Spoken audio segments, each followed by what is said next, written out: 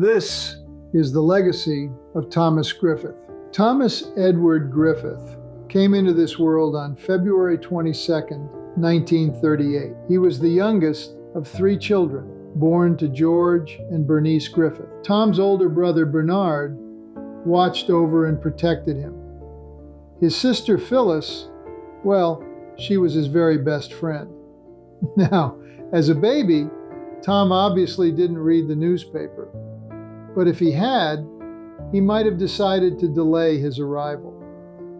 The Great Depression was still gripping the country, and social tensions were rising. Working class people, like Tom's father George, worked hard just to put food on the table, while upper class socialites continued living lavishly. This social divide, it played a major role in the lives of Tom's parents. Tom's father, George Washington Griffith, was born and raised on a farm. George loved to say, "When I was a boy, my family were farmers. Before dawn, we'd load them up on the horse and buggy, and I'd take them to the city and sell them. Coming back home, I'd be so tired, I'd fall asleep, but the horse, he always knew the way home." Tom's mother, Bernice, was originally a stowe. By the time she turned 20, she was a professional architect and interior designer, working for her father's construction company. She was also an amateur oil painter. The Stowes were wealthy business owners, part of Chicago's elite socialites. They built immense fortunes through construction and real estate. They didn't just live in Chicago, they built it. The Stowes followed a rigid set of rules, where success was measured in construction contracts, reputation, and social standing.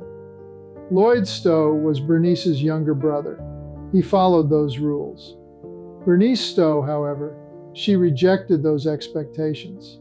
She chose love over her family's social rules and married George Griffith and the hands of a working-class carpenter over her father's fortune. Bernice was disinherited and fired from her father's company for marrying the man she loved. So she became a working-class school teacher and later a mother. From this choice, Tom learned one of life's most important lessons. Love is more important than money. The legacy George and Bernice passed down to Tom and his siblings was not monetary. It was genetic. Bernice passed down to Tom a love of design and fine art. Tom loved photography, stained glass design, sculpting, and painting. Bernice enjoyed horseback riding and evenings at the theater. Tom enjoyed horses too. Tom's father, George, passed down to Tom his miraculous hands. Tom, like his father, could build a house from scratch and fix anything that broke. George also enjoyed playing the piano. During the 1920s, he earned extra money playing piano at fine hotels and speakeasies. George's piano skills were passed on to his two great-grandsons, Chris Griffith and Jeffrey Griffith. George and Bernice loved to dance, and so did Tom. Because of Tom's parents, he became what you might call a Renaissance man, if the Renaissance included car repair, fishing gear, and at least one camera always within reach. Tom was a scholar, educator, car and home repair enthusiast, photographer, historian, and storyteller, fisherman, horseman, husband and father, animal lover, gardener, and somehow still found time to sleep. As a child, Tom lived through the Great Depression and World War II. Like many children born during the Depression, Tom developed a strong work ethic, fueled by a deep-seated fear of financial instability. In Tom's youth, he and his siblings were sometimes summoned to visit their Stowe grandparents without George and Bernice. Tom experienced an extreme contrast in lifestyles, moving from make it work to "Don't touch anything, it's expensive." In 1945, George packed up the family and moved them to sunny California. To Burbank, where a job building sets at MGM Studios was waiting for George. Because when you can build anything, Hollywood eventually calls. The family experienced a period of prosperity until the recession of 1948, when again they experienced hard times. By the 1950s, the family regained stability and once again enjoyed financial security. While attending high school in 1951, Tom enlisted in the U.S. Air Force Reserves as part of the Korean War mobilization program. On weekends, his life revolved around ground crew duties, grease, fuel, and the roar of F-86 Sabre jets. Tom and his crew learned to get a fighter jet fueled, armed, and airborne in under 5 minutes. A skill that made later maintenance projects feel leisurely. Tom graduated from Bellflower High School in 1955. That same year, Jana, who would later become Tom's wife, spent her senior year of high school as a counselor at a Christian summer camp called Camp Colby in the mountains above Pasadena. Tom was already employed there as a lead counselor. After Jana's camp girls were asleep, Tom and Jana would sometimes sneak out and take walks together under the stars, technically breaking the rules, but for an excellent cause. Tom and Jana both attended Long Beach State, where they officially began dating. They were married on May 1st, 1958, at the Presbyterian Church in Compton. Then, they learned what parenthood was like when their daughter, Jeannie, was born on December 12, 1958. Then, Tom and Jana gave birth to twin sons, Glenn and Gary, on March 2, 1960. During that time, Tom lived a double-shift life, working full-time as a night janitor, attending college courses during the day, and studying in the early morning hours. Coffee was not optional. Their youngest child, Julie, was born on March 26, 1963. Tom loved his family and desired to build a better future for them. So, Tom worked hard.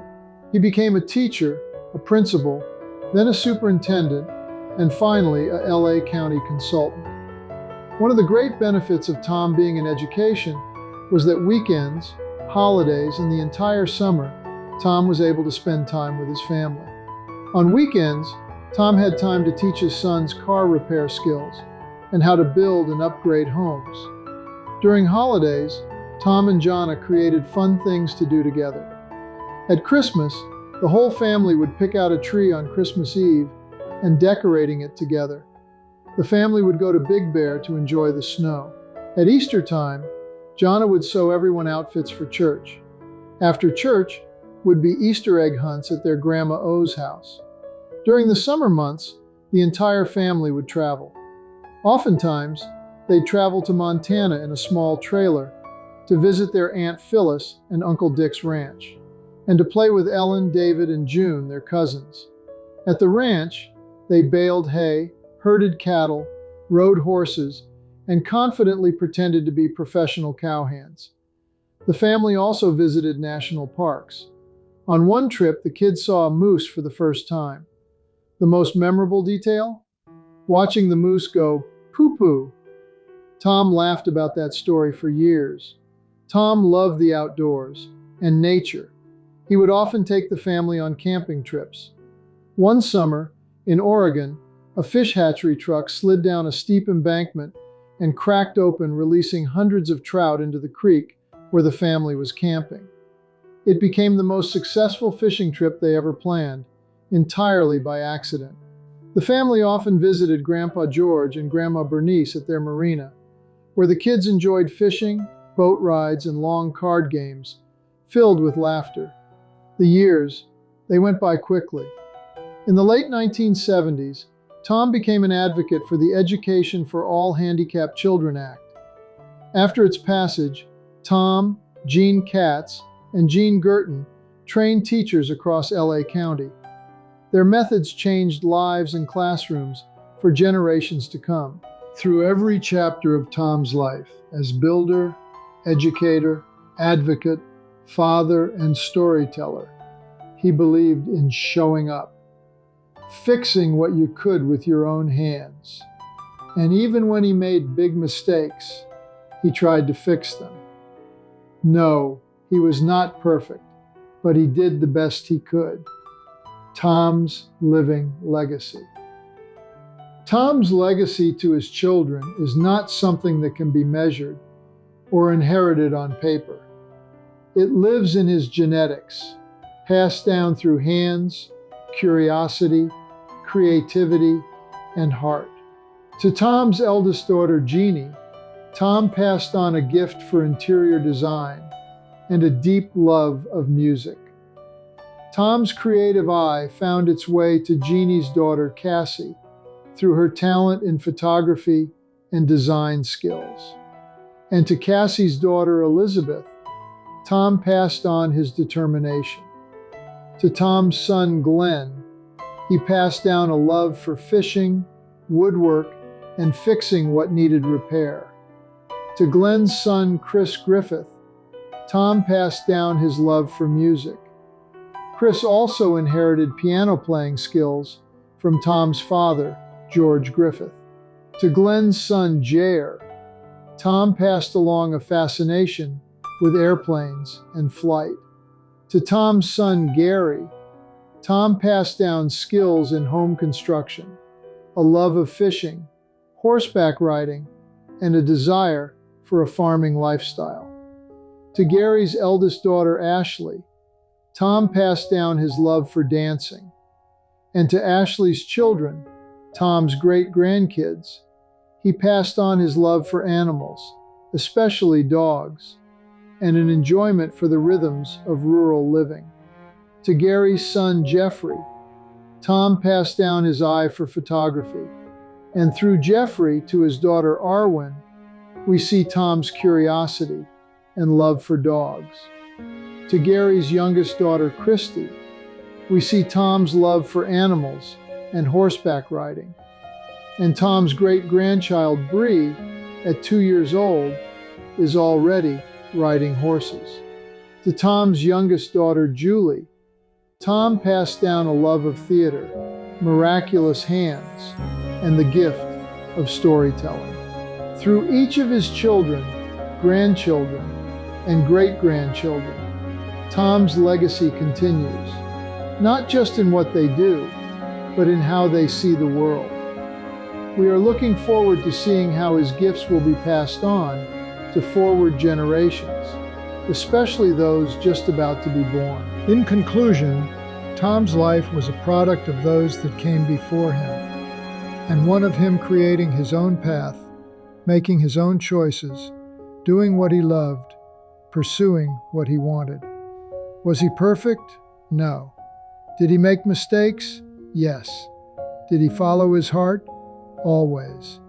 His values, his passions, his skills, and his determination, and his love of life, animals, and nature are all reflected in the legacy of his family and all of the lives he touched while with us.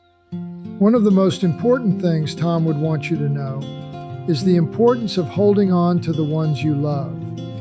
For in the end, that is what matters most.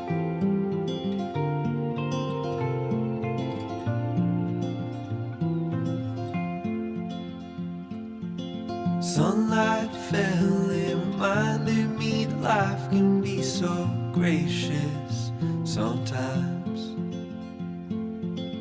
And I felt like everything around me was connected somehow.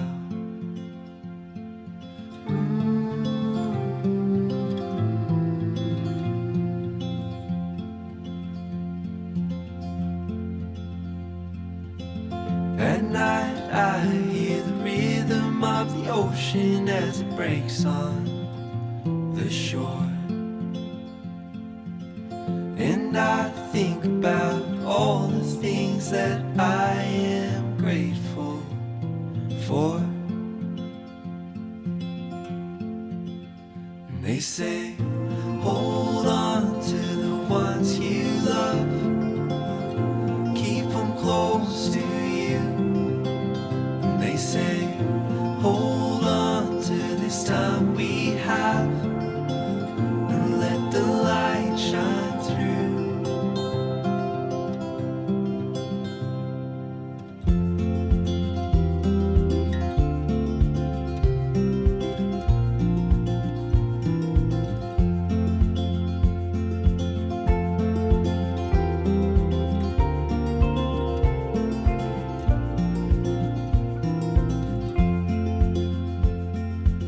Sometimes I get a little bit emotional when I see love unfold. Two hearts bound by reflections of the memories they'll forever hold. And they say, hold on to the ones you love, keep them close to you. They say, hold on to this time we have, and let the light shine through.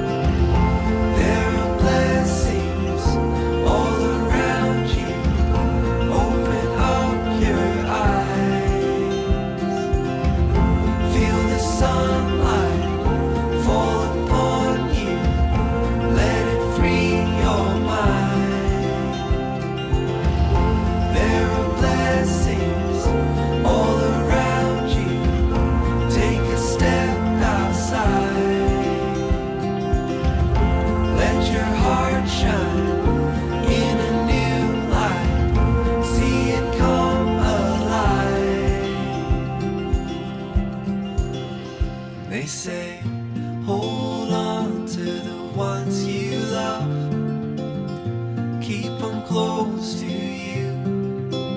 And they say,